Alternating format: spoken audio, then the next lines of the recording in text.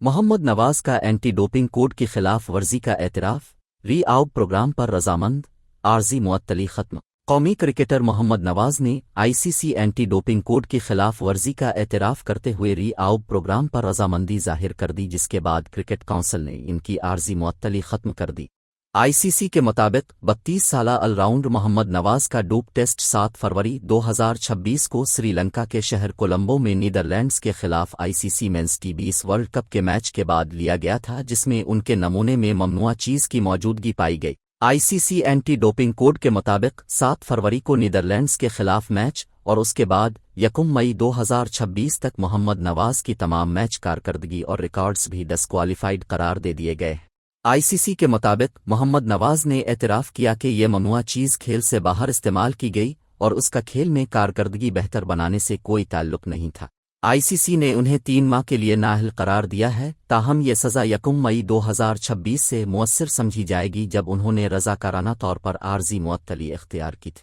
آئی C سی کے مطابق اگر محمد نواز ممنوعہ چیز کے استعمال سے متعلق ری آؤٹ پروگرام کامیابی سے مکمل کر لیتے ہیں تو ان کی نااہلی کی مدت 3 ماہ سے کم ہو کر 1 ماہ تصور کی جائے گی۔ آئی سی سی کا کہنا ہے کہ محمد نواز نے بحالی پروگرام میں شرکت پر بھی رضامندی ظاہر کی ہے، جس کے بعد 2.5 ماہ کی معطلی مکمل ہونے پر ان کی عارضی معطلی ختم کر دی گئی ہے۔